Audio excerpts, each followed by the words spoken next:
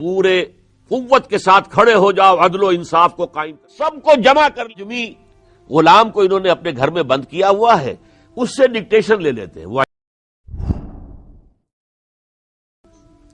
اللہ کا جو پیغام آ رہا ہے وہ لوگوں تک پہنچا دینا، یہ نبی کا فرض ہے، رسول کا فرض ہے۔ اسے ہر شے کی گواہی دینی ہے کہ یہ بات اللہ کی طرف سے آ گئی ہے، یہ اللہ کا حکم ہے، یہ اس کا فرمان ہے۔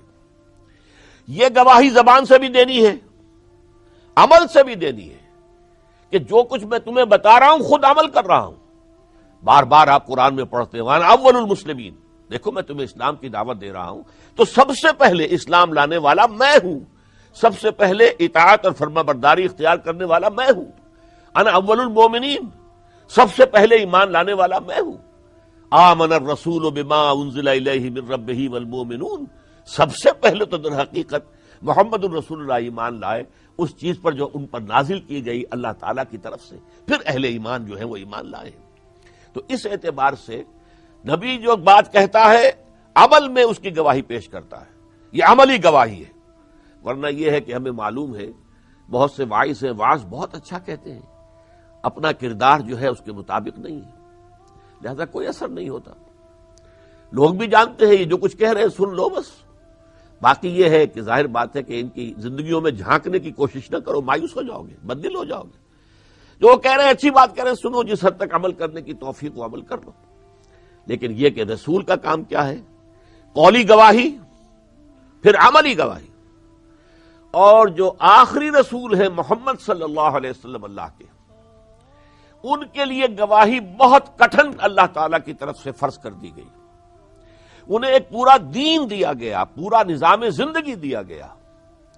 اس نظام زندگی کی دعوت دینا، اسے پیش کر دینا قرآن کے ذریعے سے، اپنے فرامین کے ذریعے سے، یہ تو ایک گواہی ہوئی۔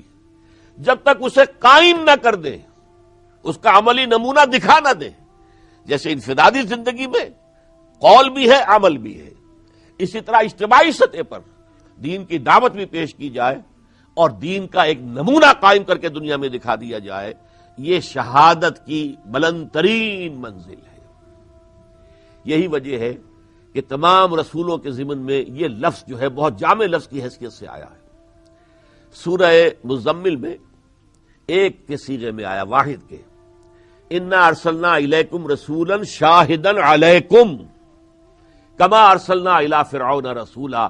دیکھو اے قریش، اہل عرب، ہم نے بھیج دیا ہے تمہاری طرف ایک رسول جو تم ہی میں سے ہے، تم پر گواہ بنا کر بھیج دیا ہے، جیسے کہ ہم نے ایک رسول اپنا بھیجا تھا فرعون کی طرف۔ تو شاہد ہوتا ہے رسول۔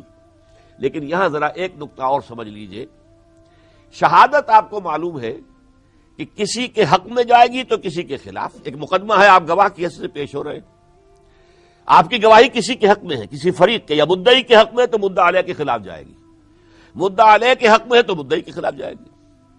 تو اس کے لیے جو قرآن مجید میں عربی زبان میں اس کو صلہ کہتے ہیں، پریپوزیشن انگلش میں جسے کہا جاتا ہے صلہ۔ شہادت کسی کے حق میں ہے تو وہ لام کے ساتھ آئے گا، شہیدہ لہو، اس نے اس کے حق میں گواہی دی۔ اور شہادت کسی کے خلاف ہے تو وہ علیہ کے ساتھ آئے گا، شہیدہ علیہ، اس نے گواہی دی اس کے خلاف۔ اب اس کی مثال دیکھیے، لام کی مثال سورہ نساء میں فرمایا، یا ایھا الذین آمنوا کونوا قوامین بالقسط شہداء للہ۔ اہل ایمان، پورے قوت کے ساتھ کھڑے ہو جاؤ عدل و انصاف کو قائم کرنے کے لیے اور اللہ کے حق میں گواہی دینے کے لیے۔ شاہدین للہ، شہداء للہ، ولو علی انفسکم او الوالدین والاقربین، خواہ یہ گواہی تمہارے اپنے خلاف پڑ رہی ہو، یا تمہارے والدین کے خلاف جا رہی ہو، یا تمہارے قرابت داروں کے خلاف جا رہی ہو۔ یہاں لام بھی آ گیا، اعلی بھی آ گیا، کونوا قوامین بالقسط شہداء للہ، لام آ گیا، ولو علی انفسکم او الوالدین والاقربین، خواہ یہ گواہی تمہارے اپنے خلاف، تمہارے والدین کے خلاف، تمہارے قرابت داروں کے خلاف چلی جائے۔ اسی طریقے سے اصل میں ایک بڑی پیاری حدیث ہے جو میں چاہتا ہوں کہ آپ میں سے ہر شخص کو یاد ہو جانی چاہیے، چھوٹی سی مختصر سی۔ حضور نے فرمایا القرآن حجت لک او علیک، یہ قرآن یا تو دلیل ہے اور رہنما ہے، تمہارے حق میں گواہی دینے والا بنے گا قیامت کے دن۔ اے اللہ تیرا یہ بندہ مجھے پڑھتا تھا، بہت ذوق شوق سے پڑھتا تھا، اے اللہ وہ مجھے سمجھتا بھی تھا، اس نے اس کے لیے عربی زبان سیکھی تھی، بڑی مشقت کی تھی، اے اللہ یہ جو کچھ پڑھتا تھا اس پر عمل بھی کرتا تھا، یہ قرآن آپ کے لیے گویا کہ شافعی بھی بن جائے گا۔ یہ حدیث میں بھی الفاظ آئے ہیں رمضان مبارک کے ضمن میں کہ الصیام والقرآن یشفعان للعبد، روزہ اور قرآن بندے کے حق میں شفاعت کریں گے۔ روزہ یہ کہے گا پروردگار میری وجہ سے تیرا یہ بندہ دن بھر بھوکا پیاسا رہا اور اپنی جنسی خواہش سے بھی رکا رہا، تو میری شفاعت قبول فرما۔ قرآن یہ کہے گا پروردگار میری وجہ سے یہ رات کو جاگتا رہا، اس نے اپنی نیند کی قربانی دی ہے، فشفعنی فی، میری شفاعت اس کے حق میں قبول فرما۔ اور اللہ تعالیٰ کی طرف سے پھر حضور فرماتے فیشفعان، ان دونوں کی شفاعت قبول کی جائے گی۔ لیکن یہی قرآن القرآن حجت لک او علیک، یا تمہارے خلاف بنے گا۔ سب سے پہلے قرآن یہ گواہ، اے اللہ اس بدبخت نے مجھے مانا ہی نہیں کہ میں تیرا کلام ہوں، یا اے اللہ یہ مانتا تھا میں تیرا کلام ہوں، پڑھتا نہیں تھا، یا اے اللہ یہ پڑھتا تھا سمجھتا نہیں تھا، اور یا یہ کہ اللہ یہ بدبخت سمجھتا بھی تھا پھر عمل نہیں کرتا تھا۔ یہ آپ کے خلاف گواہی چلی گئی نا۔ یہاں قرآن مجید اب آپ کے خلاف استغاثہ لے کر کھڑا ہو جائے گا۔ تو القرآن حجت لک او علیک، قرآن حجت ہے یا آپ کے حق میں اور یا آپ کے خلاف۔ اسی طریقے سے یہ گواہی یا آپ کے حق میں آئے گی یا آپ کے خلاف آئے گی۔ اب خلاف کے لیے لفظ آتا ہے علی، اسی لیے میں نے ابھی جو آیت آپ کو سنائی تھی انا ارسلنا الیکم رسولا شاہدا علیکم، تمہارے خلاف ایک گواہ ہم نے بھیج دیا ہے۔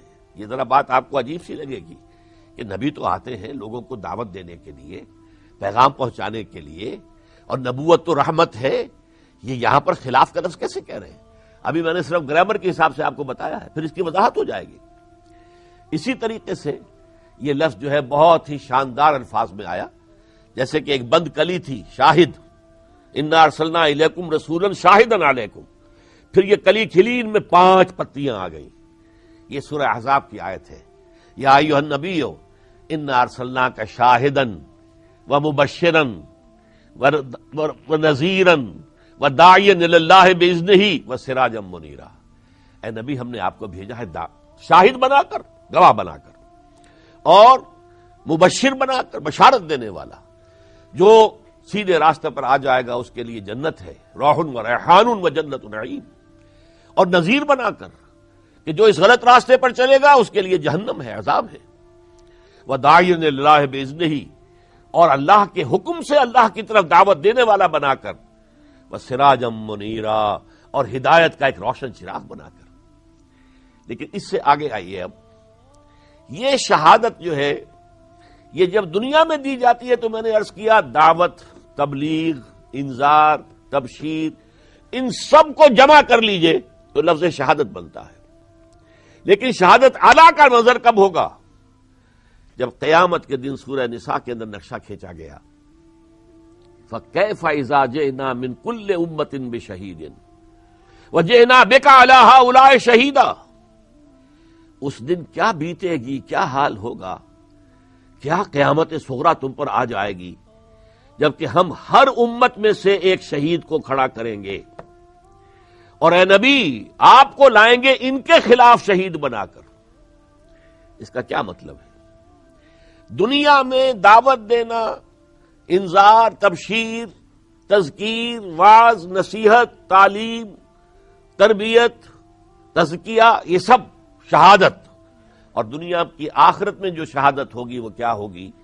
اصل میں آخرت میں محاسبہ اخروی جو ہے اس کے 2 مرحلے ہیں۔ پہلے مرحلے میں اجتماعی طور پر امتوں کا محاسبہ ہوگا، دوسرے مرحلوں میں پھر ایک ایک فرد کا علیحدہ علیحدہ محاسبہ ہوگا، وَكُلُّهُمْ آتِيهِ يَوْمَ الْقِيَامَةِ فَرْدًا۔ پہلے امتوں کو کھڑا کیا جائے گا، اور ان کی طرف جو رسول بھیجے گئے تھے، جو شاہد تھے ان پر، جنہوں نے دعوت و تبلیغ کا حق ادا کیا تھا، اتمام حجت کر دیا تھا، وہ کھڑے ہوں گے اللہ کی عدالت میں، اور اس کے لیے صحیح اصطلاح ہوگی پروسیکیوشن وٹنس، وہ گواہ کہ جو الزام لگانے والا، پروسیکیوشن، یہ در حقیقت یہ گواہ جو ہے وہ نبی ہوگا، رسول ہوگا جو اس قوم کی طرف بھیجا گیا، اور وہ رسول ہو کر پہلے ٹیسٹیفائی کرے گا، گواہی دے گا، اے اللہ تیرا جو پیغام مجھ تک آیا تھا میں نے اس قوم کو پہنچا دیا تھا۔ یہ نہیں کہہ سکتے، دے کانٹ پلیڈ اگنورنس، یہ نہیں کہہ سکتے کہ ہمیں معلوم نہیں، ہمیں بتایا نہیں گیا، یہ نہیں کہہ سکتے، میں نے پہنچا دیا تھا۔ اور اس کے بعد پھر سوال کیا جائے گا، اچھا اب لوگوں اگر تمہیں یہ پیغام پہنچ گیا تھا تو تمہارا طرز عمل کیا تھا؟ تو یہاں پر وہ شہادت اب خلاف پڑے گی، ورنہ تو صورت یہ ہے کہ انسان یہ کہہ سکتا تھا، عذر پیش کر سکتا تھا، اے اللہ ہم تک تو نے پیغام تو پہنچایا ہی نہیں، تیری شریعت ہم تک پہنچائی نہیں گئی، اب محاسبہ کیسا؟ ہمیں معلوم ہی نہیں ہوا کہ شراب حرام ہے، ہمیں بتایا نہیں گیا کہ شراب حرام ہے، تو ہم پیتے رہے تو اس پر سزا کیسی؟ ہمیں تو بتایا ہی نہیں گیا کہ سود حرام ہے، اگر ہم سود کھاتے رہے تو اس کے اوپر سزا کیسی؟ یہ عذر، یہ حجت، یہ دلیل ختم ہو جاتی ہے جبکہ رسول کھڑے ہو کر گواہی دیں گے، بنی اسرائیل پر حضرت موسیٰ کھڑے ہو جائیں گے، اے اللہ تیرا جو پیغام آیا تھا مجھ تک میں نے ان تک پہنچا دیا تھا بلا کم و کاسٹ، میں نے کوئی کمی نہیں کی۔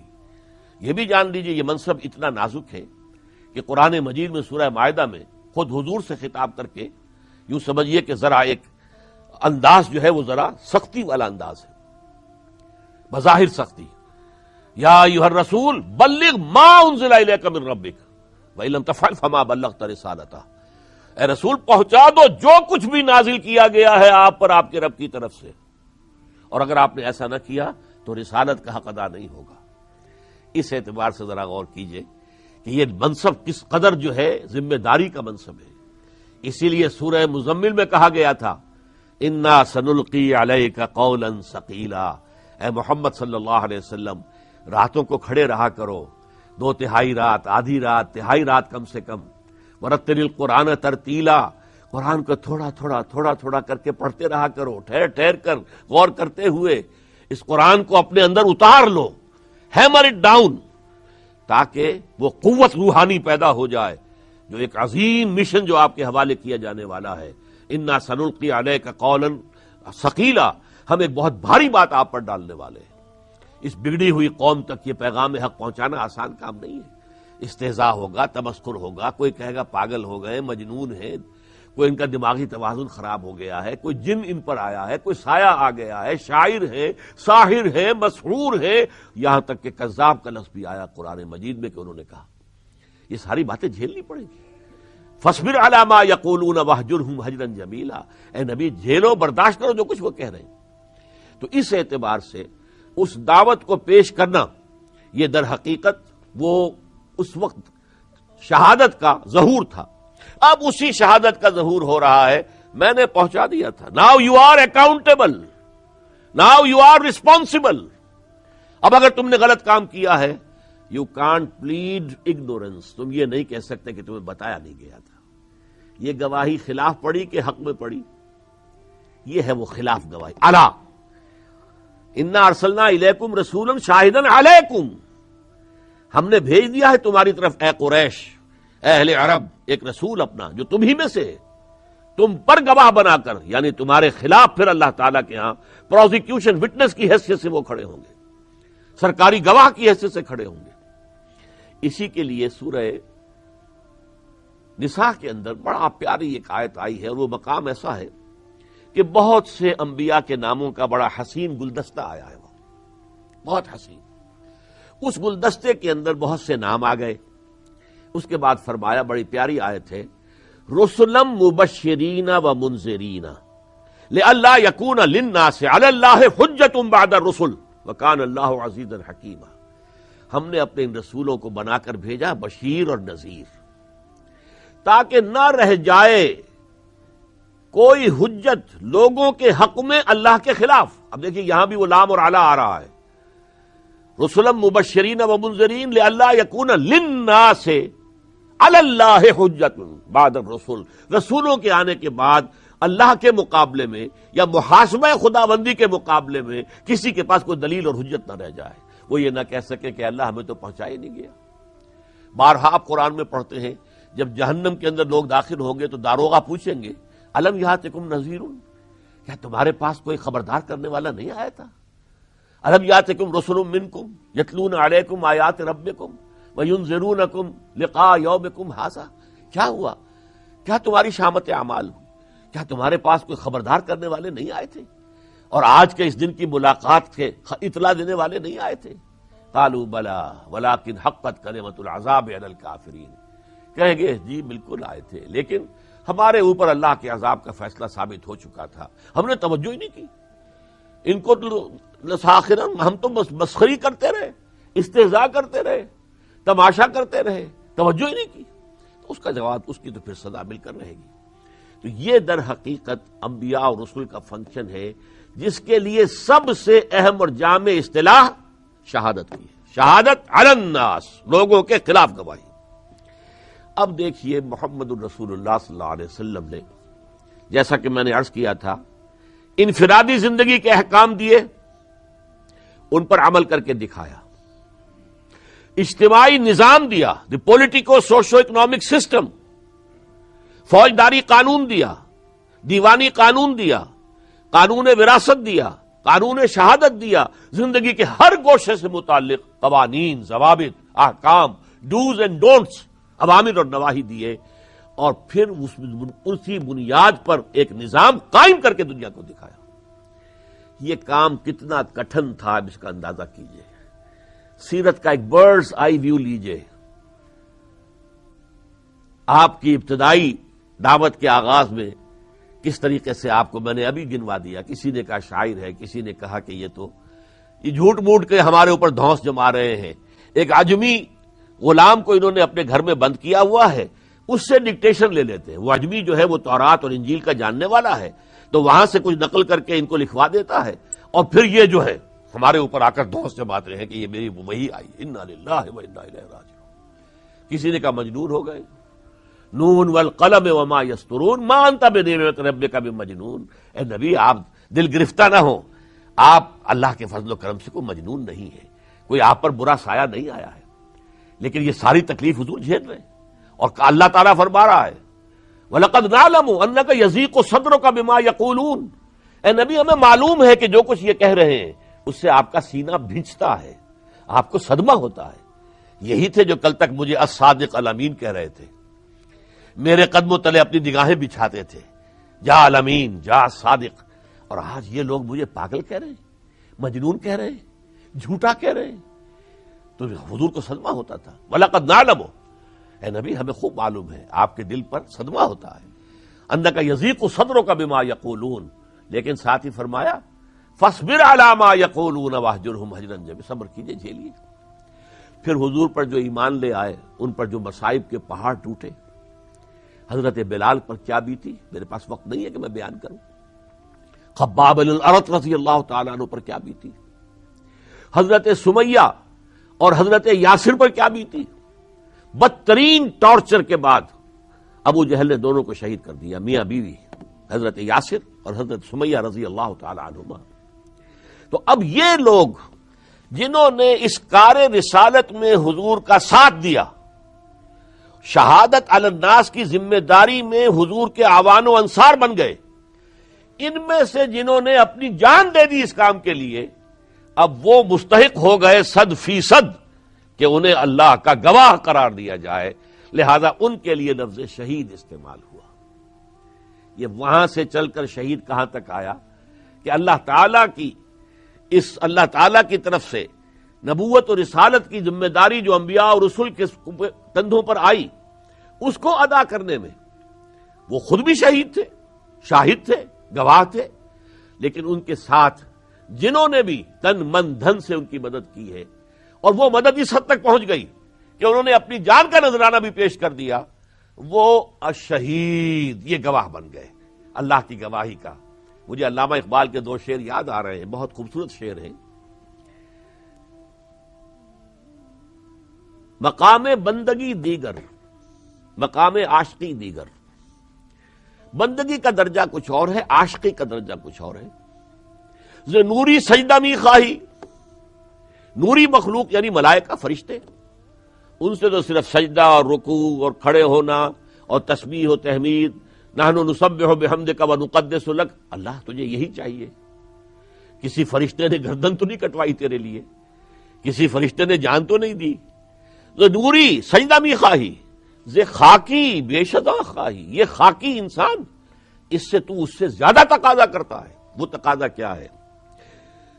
اگرچہ تو بے نیاز ہے اور تجھے کسی کی کوئی پرواہ نہیں ہے، لیکن تو چاہتا ہے شہادت بر وجود خود ز خون دوستاں خواہی، اپنے دوستوں، اپنے عاشقوں، اپنے ماننے والوں کے خون سے چاہتا ہے کہ گواہی دے وہ کہ لا الہ الا اللہ محمد الرسول اللہ۔ شہادت بر وجود خود ز خون دوستاں خواہی، تو جنہوں نے اپنی گردنیں کٹوا دی، جانیں دے دی، وہ شہید ہوئے۔ اس پہلو سے سب سے بڑے شہید، سب سے پہلے شہید وہ مکے ہی میں جو شہید کر دیے گئے حضرت سمیہ اور حضرت یاسر ہے رضی اللہ تعالی عنہما۔ بدترین پرسیکیوشن، تفصیل میں نہیں جا سکتا۔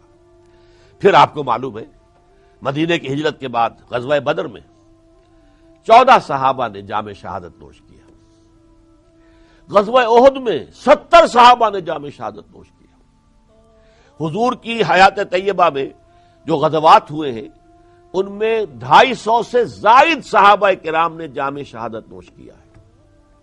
اور غزوہ احد کے بارے میں آپ کو معلوم ہے کہ اس میں حضرت حمزہ رضی اللہ تعالی عنہ، جن کے ساتھ حضور کے 13 رشتے تھے۔ ایک رشتہ سب کو معلوم ہے چچا بھتیجے کا، ایک رشتہ یہ کہ خالہ زاد بھائی تھے، ایک رشتہ یہ کہ دودھ شریک بھائی تھے، ایک ہی لونڈی کا دودھ پیا تھا دونوں نے، اور ایک رشتہ یہ کہ بچپن سے ساتھ کھیلنے والے ہمجولی تھے۔ اور سب سے بڑی بات یہ کہ اسد اللہ و اسد رسول ہی تھے، اللہ کے شیر اور اللہ کے رسول کے شیر۔ اسی لیے حضور نے خطاب دیا سید الشہداء حمزہ، ان شہیدوں کے سردار وہ حضرت حمزہ ہے رضی اللہ عنہ۔